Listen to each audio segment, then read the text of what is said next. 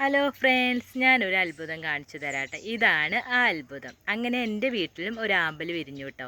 ഇത് ഞാനും ചേട്ടനും ഒരു നഴ്സറിയിൽ നിന്നാണ് ഇതിൻ്റെ തൈ മേടിച്ചത്. 250 രൂപയായിരുന്നു ഇതിൻ്റെ തൈയിൻ്റെ വില കേട്ടോ.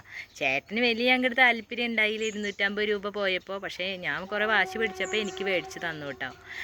എനിക്ക് ആമ്പൽ പൊതുവെ ചെടികളോട് എനിക്ക് നല്ല ഇഷ്ടമാണ് കേട്ടോ. അവർ പറഞ്ഞ പോലെ തന്നെ ഇത് സെറ്റ് ചെയ്തു കേട്ടോ. ഇതിൻ്റെ തൈ അവർ പറഞ്ഞ പോലെ തന്നെ ഞാൻ വെക്കുകയൊക്കെ ചെയ്തു. ഇതിൽ പൂവേ ഇടണില്ല. ചേട്ടൻ എന്നിട്ട് പറയും, എപ്പോഴും പറയും 250 രൂപയ്ക്ക് അവൾ മേടിച്ച് തെയ്യ, ഇതുവരെ ഒരു പൂ പോലും അതിൽ ഇട്ടിട്ടില്ല, കൊണ്ട് കളയാൻ പറഞ്ഞിട്ട്. പക്ഷെ ആമ്പൽ എന്നെ ചതിച്ചില്ല കേട്ടോ. അതിൽ പൂ വിരിഞ്ഞു കേട്ടോ. ഫ്രണ്ട്സ് നോക്കിയേ, നല്ല ഭംഗിയുള്ള പൂ കേട്ടോ. ഞാനിതിന്നിട്ട് ചേട്ടനെ വിളിച്ച് കാണിച്ചു കൊടുത്തു. ചേട്ടനും ഭയങ്കര സന്തോഷമായിട്ടാണ്. ഞാൻ ചേട്ടനോട് പറഞ്ഞു, നമ്മൾ വലിയ ഇതിൽ തിരക്ക് പിടിച്ചിട്ട് കാര്യമില്ല, അത് അതിൻ്റെ സമയമാകുമ്പോൾ അത് പൂവിടുമെന്നൊക്കെ പറഞ്ഞു കേട്ടോ. അപ്പോൾ ചേട്ടനും എന്നോട് ഭയങ്കര വിഷമമായിട്ടോ. ഞാനിങ്ങനെ എപ്പോഴും എന്നെ ഇങ്ങനെ ചീത്ത പറയല്ലേ. അതിൽ താഴെ ഒരു മുട്ടും കൂടി വിരിഞ്ഞു കേട്ടോ. ഇതിനി എപ്പോഴാണ് വിരിയാന്ന് നമുക്കറിയില്ല. അതിൻ്റെ സമയമാകുമ്പോൾ അത് വിരിയും. എന്നാലും 2 എണ്ണം വിരിഞ്ഞൂല. അത് ഭയങ്കര സന്തോഷമായി. നമ്മുടെ പൈസയും മുതലായി.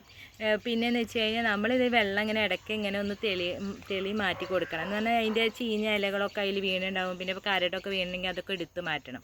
ഇതിൽ ഞാൻ ഗപ്പി മീനൊക്കെ വളർത്തിയിട്ടുണ്ടായിരുന്നു കേട്ടോ. പക്ഷേ തവളയുടെ ശല്യം, തവള എല്ലാത്തിനും തിന്നുക. നിങ്ങൾക്ക് എന്തെങ്കിലും അറിയോ ഈ ഗപ്പി മീനെ തവള തിന്നാതിരിക്കാൻ വല്ല ഐഡിയ ഉണ്ടെങ്കിൽ നിങ്ങൾ എനിക്ക് കമൻറ്റ് ചെയ്യണം കേട്ടോ.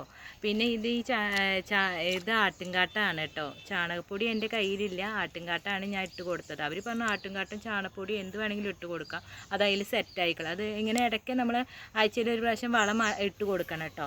വേറെ പ്രത്യേകിച്ച് വളമൊന്നും ഞാൻ ഇട്ട് കൊടുക്കാറില്ല. പിന്നെ എല്ലാ വീട്ടിലും ഇങ്ങനെ ആമ്പൽ വിരിഞ്ഞ് താമരയൊക്കെ വിരിഞ്ഞ് ഞാൻ നോക്കാറുണ്ട് കേട്ടോ. ഇപ്പം എൻ്റെ വീട്ടിലും ഒരു ആമ്പൽ വിരിഞ്ഞപ്പോഴേക്ക് ഭയങ്കര സന്തോഷമായി കേട്ടോ. അതുകൊണ്ടാണ് ഈ സന്തോഷം കൊണ്ട് എത്രയെന്ന് പറഞ്ഞറിയില്ല, അതുകൊണ്ടാണ് ഞാൻ ഈ വീഡിയോ ചെയ്യുന്നത് കേട്ടോ. നിങ്ങൾക്കും ഇഷ്ടമായി എൻ്റെ ആമ്പൽപ്പൂവ്? എനിക്ക് കവിത തന്നെ എഴുതാൻ തോന്നുന്നുണ്ട്. നമ്മൾ രാവിലെ നേരം വെളുത്തു കഴിഞ്ഞാൽ നമ്മുടെ വീട്ടിൽ എന്തെങ്കിലും പൂ വിരിഞ്ഞത് അതൊക്കെ നോക്കുമ്പോൾ തന്നെ നമ്മുടെ മനസ്സിന് തന്നെ ഒരു സന്തോഷമാട്ടോ. ആ സന്തോഷം നമുക്ക് പറഞ്ഞറിയിക്കാൻ പറ്റില്ല. അത്രയും ഭയങ്കര സന്തോഷം തന്നെയാണ്. എനിക്ക് പൊതുവേ ചെടികളോട് കുറച്ച് ഇഷ്ടമാണ് കേട്ടോ. നിങ്ങൾക്ക് ഇന്നത്തെ എൻ്റെ വീഡിയോ ഇഷ്ടമായോ? ഇഷ്ടമായെങ്കിൽ നിങ്ങൾ ലൈക്ക് ചെയ്യുക, കമൻറ്റ് ചെയ്യുക, സബ്സ്ക്രൈബ് ചെയ്യുക. പുതിയൊരു വീഡിയോസുമായി ഞാൻ നിങ്ങളുടെ മുന്നിലെത്താം. Thank you, by.